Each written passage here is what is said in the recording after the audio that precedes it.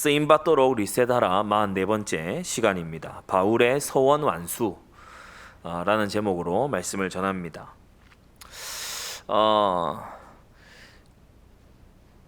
다른 모든 일들처럼 전도에 있어서도 역시 지속이 아주 중요합니다. 우리가 지속할 때에 열매를 맺게 되죠. 대단한 슈퍼컴퓨터가 장착된 사람이 아닌 이상에는 피아노 건반 한번 두들겨 보고 교양학을 쳐내려갈 수는 없는 겁니다. 그렇죠? 연습이 지속돼야 실력이 자라날 수 있는 거죠. 전도에 있어서도 하나님의 소원을 가슴에 담고 성경적인 전도를 실천하고 또 보완해 나가고 그러한 이 지속이 굉장히 중요합니다.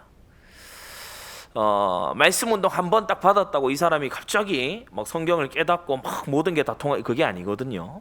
그래서 말씀 운동이 지속되는 속에 하나님의 말씀에 길들여진 성령의 감동을 덧입는 그러한 제자가 나오게 되는 것이요. 그래서 지속이 생명이라고 우리는 얘기하는 겁니다. 여러분 지속을 할 때에 꼭 세 가지 기억하세요. 첫째로 바른 지속을 하셔야 됩니다. 올바른 것을 지속하는 걸 집중이라고 하고요. 틀린 지속을 우리는 중독으로 빠진다 이렇게 얘기하죠. 자꾸 틀리게 지속하는 거예요. 나를 해치는 거, 그죠? 나를 분산시키고 나를 하나님의 소원으로부터 멀어지게 만드는 집중. 그거 이제 중독으로 가는 겁니다.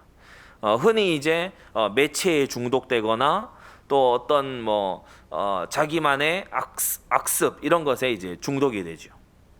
그러나 우리가 바른 지속을 하게 되면 점점 하나님의 사람으로 이제 자라가게 되죠. 성경을 읽는 것을 지속한다든지, 기도 생활을 지속하고, 또 말씀 운동 특히 지속하고, 되든 안 되든 내가 여리고 기도를 지속하고 있다. 거기에서 이제 응답이 만들어지고 있는 중인 거죠. 두 번째로 오늘 이 18절이 힌트를 우리에게 주는 것이 바울이 일찍 서원이 있으므로 라고 했어요. 이 구절이 오기까지 바울의 서원 내용은 사도행전에서 소개되어 있지 않습니다. 18절에 와서야 바울이 예전에 서원한 게 있었거든 이렇게 얘기하는 거예요. 무슨 말이냐? 여러분 숨은 지속이 있어야 됩니다. 남모르는 지속이 필요해요. 꼭 보면은 이 드러난 것만 딱 보는 경우 있거든요. 드러난 결과만 보는 경우가 있거든요. 그것은 겉만 보는 겁니다. 숨은 노력이 있고 뭔가 숨어 있는 비밀이 있어요. 그래서 됐던 거고 뭔가 이루을 수 있었던 거고 그런 거죠. 우리가 큰 기업의 어떤 기술, 대외적으로 비밀에 붙이는 그런 기술들은 드러나지 않은 겁니다. 그죠? 근데 그 핵심적인 기술 때문에 그 모든 사업이 굴러가는 것처럼 우리 한 사람의 인생에서도요, 숨은 남다른 오늘 이 제목처럼 서원이 있다든지, 숨은 하나님과의 우리가 소위 말하는 이면 계약이 있다든지, 하나님과의 어떤 숨은 어떤 이 관계가 있다. 그러면요, 이 사람은 굉장히 중요한 응답을 향해 가고 있는 중이 되는 거죠. 그래서 숨은 지속을 좀 잘해야 됩니다. 숨은 지속이라고 하는 것은 은밀한 것도 말하는 거지만은 굉장히 일상에서 잔잔하게 녹아 있는 거, 잘 보이지 않는, 그냥 일어나서 성구를 몇 구절 이렇게 마음으로 입으로 이렇게 되뇌이면서 암송을 해요. 별거 아닌 것 같은데 이게요 굉장한 이 영적 공기를 바꾸고 하루를 완전히 통째로 영적으로 바꿔나가는 거죠. 작은 습관인데 어느 공간에 들어갈 때 흑암을 꺾으면서 들어간다. 이 사람은 굉장히 그 숨은 어떤 힘을 가지게 되는 겁니다. 자, 그리고 세 번째는 우리가 지속을 할 때 난 평생 지속한다. 그런 은사를 또 재능을 받은 사람은 가능할지 모르겠습니다만은 대부분의 경우에는요 지속에 있어서 우리가 힘이 붙여요. 유한한 존재고 육신을 가지고 있고 또 우리가 이 마음이라고 하는 것이 단단한 기관이 아니기 때문에 그렇죠. 그래서 기간 지속을 하는 것이 중요합니다. 일정 기간 동안 쫙 집중해서 지속을 하고 또 그 다음에 기간을 또 잡아서 해 나가는 이것이 중요하지요. 그래서 오늘 바울도 보면은 소원을 시작한 시점이 있고 그 소원을 완수해서 이제 길렀던 머리를 이제 다시 다 깎고 다음 어떤 챕터로 진행해 나가는 그런 모습이 나온다는 겁니다. 거룩한 목표를 두고서 그 하나님께서 사명으로 주신 거룩한 목표를 이룰 때까지 쭉 지속해 나가는 게 예를 들면 필요하지요. 어느 지역의 사명자를 내가 만날 때까지 지금 아주 집중해서 내가 지속한다. 그런 어떤 목표. 이 말씀 운동을 맡길 제자가 일어날 때까지 내가 쭉 지속한다. 어떤 이런 것이 전도자에게 있어야 된다는 겁니다. 바른 지속, 숨은 지속, 그리고 기간을 정해둔 한정적인 그 지속이 그야말로 지속할 수 있는 비결에 해당하는 거죠. 자, 그러면 오늘 바울의 서원 완수인데 먼저 첫 번째로 서원에 대해서 우리가 함께 좀 살펴보겠습니다. 18절에 나오는 서원, 맹세라고도 부르지요. 우리가 히브리어로는 나달이라고 하는데 이 서원에는 크게 네 가지 종류가 있습니다. 서원의 종류는 네 가지입니다. 구약에서 야곱이 베델에서 서원을 했었죠. 그것은 바로 안전을 구하는 서원이었어요. 하나님, 내가 안전을 구합니다. 그러면서 당시에 자기의 전 소유를 부어드리면서 하나님께 맹세를 했어요. 여러 가지가 있는데 그 중에 특별히 성전을 짓겠다는 맹세, 11조를 드리겠다는 맹세인데 11조는 당연히 하나님의 소유이기 때문에 성전을 짓겠다는 그와 같은 서원을 드린 적이 있지요. 물론 야곱은 이행하지 않았습니다. 그의 삶에 풍랑이 많고 이후에 아주 어려움에 들어가는 이유 중에 하나가 바로 이런 부분이죠. 요나서에도 보면은 풍랑 만난 요나와 선원들이 서원하는 것을 볼 수 있어요. 하나님의 명령을 순종하겠다, 성전을 바라보겠다, 여호와 하나님께 제사를 드리겠다, 이와 같은 서원을 했죠. 두 번째 서원의 종류는 전쟁의 승리를 구하는 서원도 성경에 나옵니다. 특히 사사기에 이 사사 입다가 암몬과의 전쟁에서 승리하게 해주시면은 첫 번째로 나오는 사람을 내가 제물로 드리겠다. 사사기 11장. 인신제사라고 하는 하나님의 뜻과 반대되는 것으로 서원을 했지만 여하튼 서원의 모습이 나오고 있죠. 자, 세 번째는 오늘 본문에 해당되는 나실인 서원입니다. 민수기 6장 또 사무엘상 1장과 2장 이런 곳에 나오는 서원이죠. 나실인은 크게 두 종류가 있는데 평생 나실인이 있고 이따가 큰돼지 입원해서 하겠습니다만은 일정 기간 나실인이 있습니다. 평생 나실인은 뭐 삼손, 사무엘 이런 사람들이 평생 나실인이고 바울은 지금 일정 기간 동안 자기를 나실인으로 드리면서 머리에 삭도를 대지 않고 이 갱그리아에 이를 때까지 사역을 해온 것을 볼 수 있죠. 자, 네 번째는 어떤 행동을 금하는, 어떤 행동을 아주 자제하는 그런 서원이 있어요. 시편 132편에 나오는 다윗의 서원입니다. 성막을 찾고 언약궤를 돌이켜 놓을 때까지 나는 편하게 잠자지 않겠다. 그러한 서원을, 참 다윗다운 서원을 한 것을 볼 수 있습니다. 서원은 그래서 안전을 구하는 서원, 승리를 구하는 서원, 그리고 나실인, 자기의 삶을 헌신하는 그런 서원, 그리고 행동을 금하는 그런 서원, 이런 것이 있지요. 두 번째로 서원 예물로 불가한 게 있어요. 서원은 예물과 함께 하나님께 맹세를, 그 맹세의 신실함을 예물과 함께 보이는 것인데 서원 예물로 불가한 게 있어요. 그게 뭐냐면 첫째는 이미 하나님의 소유인 것은 서원 못합니다. 이미 하나님의 소유인 11조라든지 이것은 구별치 못할 것이다 라고 했죠. 레위기 27장 26절에 생축의 첫 새끼 따로 구별해서 특별 어떤 헌신의 용도로 쓰지 못한다. 왜냐? 원래 하나님의 것이기 때문에. 그리고 두 번째로는 가증한 재물은 서원 예물로 쓰지 못합니다. 신명기 23장 18절에 보면은 창기의 번 돈이나 개 같은 자의 소득은 아무 서원하는 일로도 내게 가져오지 말라고 하셨죠. 그래서 하나님은 그 헌신이 어디로부터 시작되었는지 그것도 중요하게 보신다는 거예요. 잠언 7장 14절에요. 이 음녀가 소년을 꿰면서 야 여기 서원 드린 그 화목 제물 그것이 있어. 그렇게 얘기해도 그것은 이 가증한 제물이기 때문에 올바른 서원 예물이 될 수 없다는 겁니다. 서원 예물로 불과한 것 첫 번째 뭐였죠? 이미 하나님의 소유. 두 번째는 아주 가증한 제물. 그리고 세 번째는 부족한 것 그리고 흠 있는 것 이것은 서원 예물로 드릴 수 없다는 겁니다. 말라기 1장 14절에 흠 있는 것으로 사기하여 서원하는 자는 저주받는다라고 그렇게 말씀하고 있어요. 한마디로 줄여 말하자면 하나님은 서원 예물에서 서원하는 자의 신실함을 서원하는 자의 아주 진실된 그 중심을 원하시는 겁니다. 자, 세 번째, 서원하였으면 어떻게 해야 된다고 했죠? 갚기를 더디하지 말고 속히 갚아야 됩니다. 신명기 23장 21절. 속히 갚아야 돼요. 서원한 일이 있다면, 하나님의 이름으로 맹세한 일이 있다면 속히 갚아야 돼요. 23장 22절에 보면은 이어지는 구절에 입에서 낸 대로 실행하라고 했어요. 해로울지라도 그대로 해야 된다. 시편 15편 4절에 입에서 낸 그대로 해로울지라도 해야 된다. 민수기 30장 2절에 보면 서원하였으면은 그 약속을 파기할 수 없다. 한번 하나님께 드린 맹세 그것은 파기할 수 없다. 그래서 서원을 어기느니 서원을 가볍게 하지 않는 것이 낫다. 그것이 성경의 가르침입니다. 자, 그런데 네 번째, 서원이 원천 무효가 돼버리는 경우가 있어요.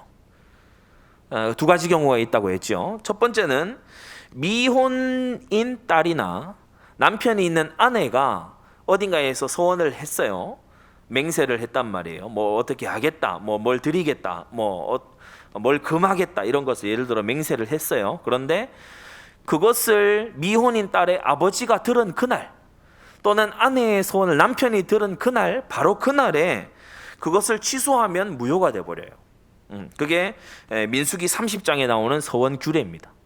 무슨 말이죠? 서원에 있어서 그 지도자 그리고 리더십을 하나님은 중요하게 보신다는 거예요. 무질서하게 하지 않도록 하셨다는 거죠.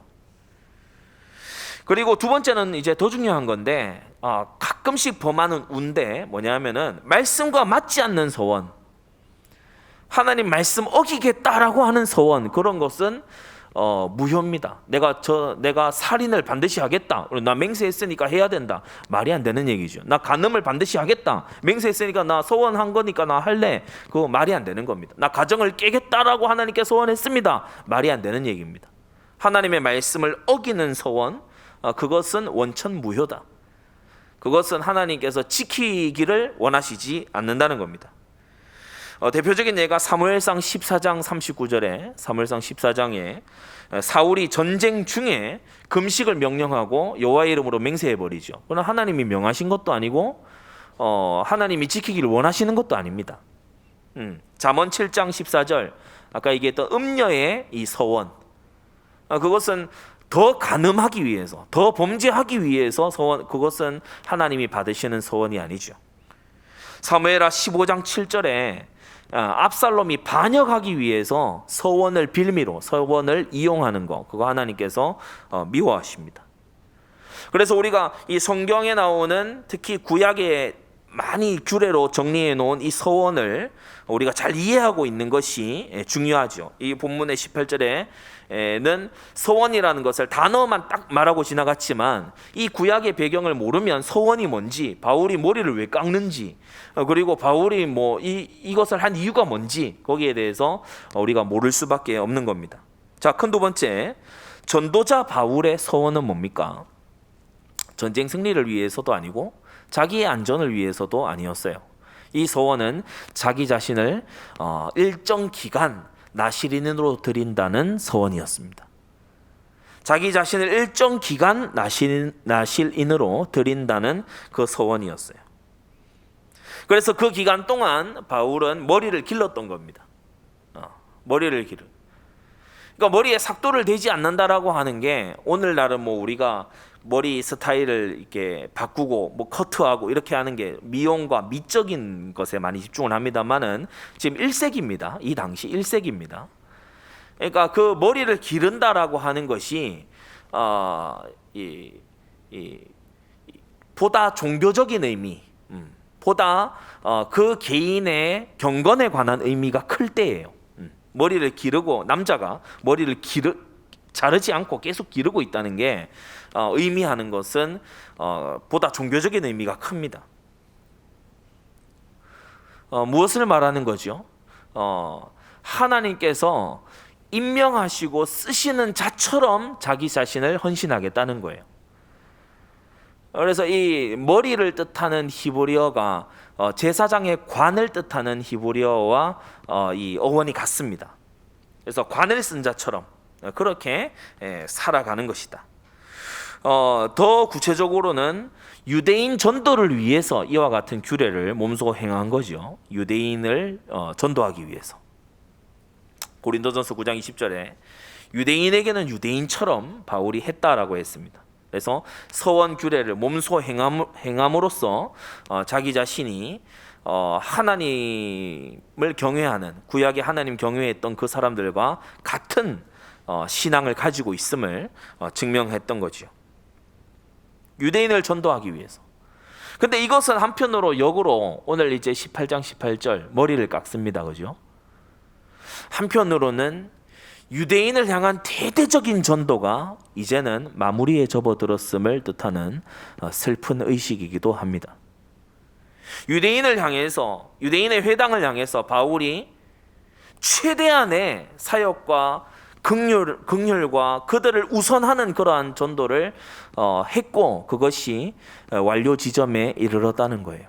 우리가 앞서 살펴본 대로 고린도 지역의 회당에 있던 유대인들은 이제는 총독에게까지 고발해가지고 그래서 바울을 완전히 죄수처럼 끌고 가서 유죄 판결을 내려서 바울을 죽이려고 하기까지 이제는 뭐 그냥 비방하고 반대하는 정도가 아니라 완전히 이 사람을 매장시키기 위해서까지 유대인들이 극단적으로 나갔죠.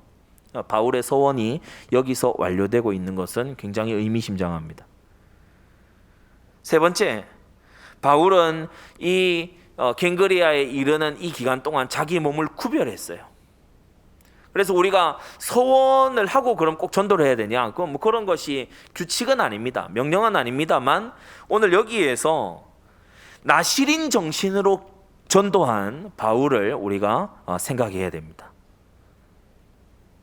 나실인 정신으로. 나실인의 특징이 뭐죠? 머리에 삭도를 내지 않습니다. 술을 가까이 하지 않습니다. 그러면서 죽은 시체도 가까이 하지 않습니다. 나실인은 장례식장에 가는 법이 없어요. 왜냐? 시체를 가까이 하지 않아. 이 세 가지가 아주 중요하거든요. 민수기 6장에.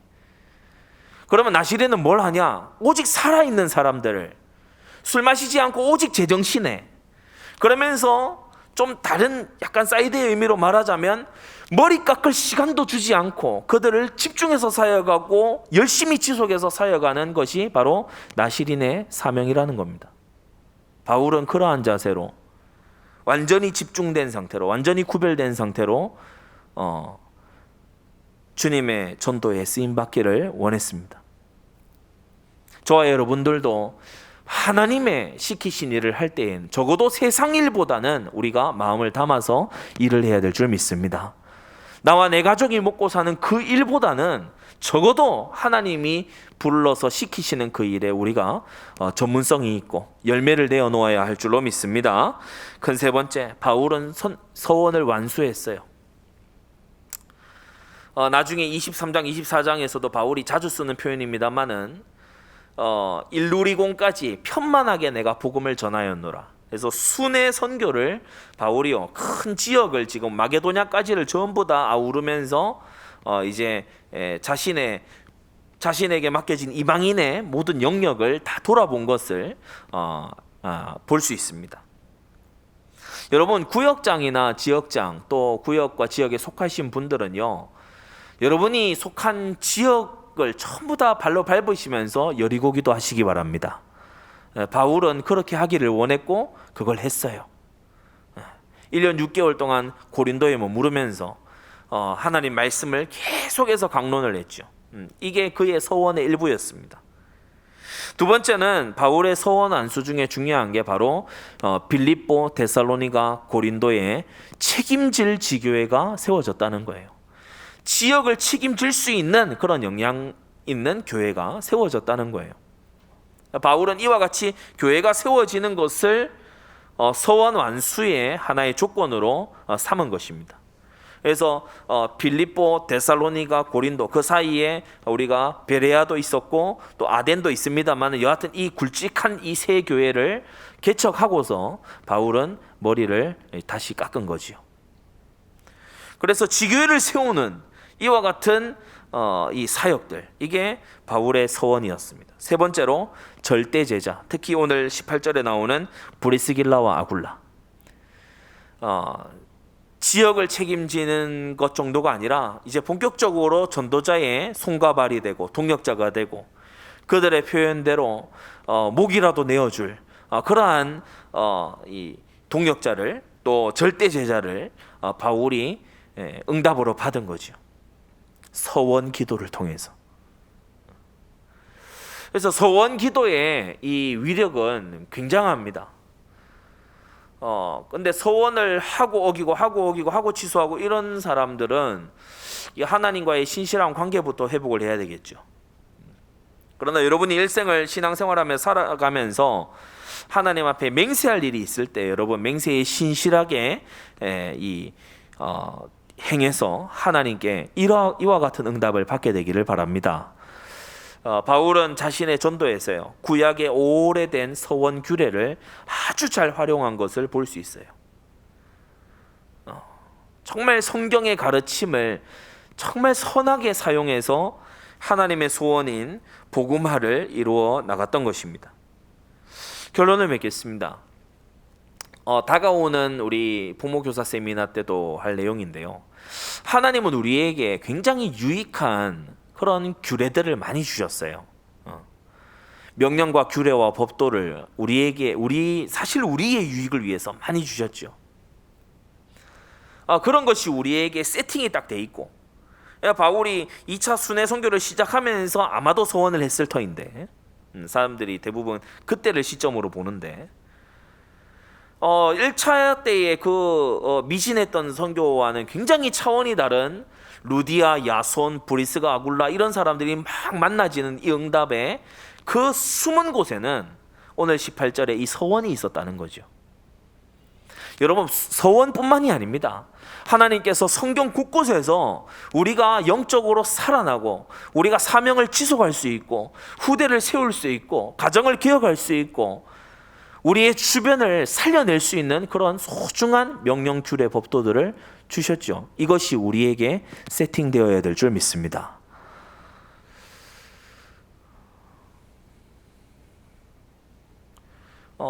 시계를 보통 차지 않는 분들이 있고 또 시계를 잘 활용하는 분들도 있어요. 군대에 가면 이 시계를 잘 활용을 하게 됩니다. 그죠? 알람 시계를 따로 둘 수 있는 게 아니기 때문에 여기에다 보통 알람을 맞춰두기도 하고 날짜를 확인하기도 하고 정확한 시간, 집합 시간이 중요하니까 그런 것도 확인하고 디지털 시계를 주로 쓰죠. 그거 하나가 세팅돼 있는데도 삶이 굉장히 달라집니다. 세팅. 하나님 말씀을 문설주에 각인하고 그리고 너의 손목의 기호로 삼고 이마의 표로 삼고 그렇게 하라. 그게 하나님이 주신 이 세팅이죠. 그래서 저와 여러분들 또 우리의 자녀들이 정말 하나님께 쓰임 받을 수 있는 세팅을 어려서부터 다 갖추어 나가야 되겠다. 오늘 바울은 서원이라고 하는 이 세팅 하나를 가지고요, 어마어마한 응답을 받은 거예요. 정말 저와 여러분들에게 복된 그런 하나님의 은혜로운 세팅들이 있게 되기를 바랍니다. 기도하겠습니다. 거룩하신 하나님 아버지, 감사합니다. 오늘 서원을 완수하고 갱그레아에서 머리를 깎는 이 바울을 우리가 함께 보면서 우리의 삶의 숨은 어떤 하나님의 소원을 향한 숨은 지속이 무엇이 있는가를 돌아보게 하여 주시옵소서. 하나님 아버지, 남다른 하나님이 역사하실 힘을 공급받는 우리 전도자들 되게 하여 주셔서 하나님이 주신 여러 가지 각양 좋은 아버지 은사들과 또 이 규례와 명령과 법도들 중에서 우리가 살아있는 동안 모두 다 지켜 행할지는 못할지라도 날이 갈수록 지켜 행하며 날이 갈수록 알아가며 깨우쳐가며 우리 삶에 적용하며 순종하며 주님의 신실하심을 맛보는 우리 성도들 되도록 은혜 베풀어 주시옵소서. 아버지 하나님, 서원이라고 하는 이 놀라운 규례를 통하여 아버지 오고 오는 세대의 증인이 된 바울의 모습을 보면서 우리 또한 이 길을 걸어가게 하여 주시옵시고, 하나님께서 역사하실 토대를 만들고 세팅을 만드는 우리 모든 전도자들 되도록 은혜 베풀어 주시옵소서. 예수 그리스도의 이름으로 기도드리옵나이다. 아멘.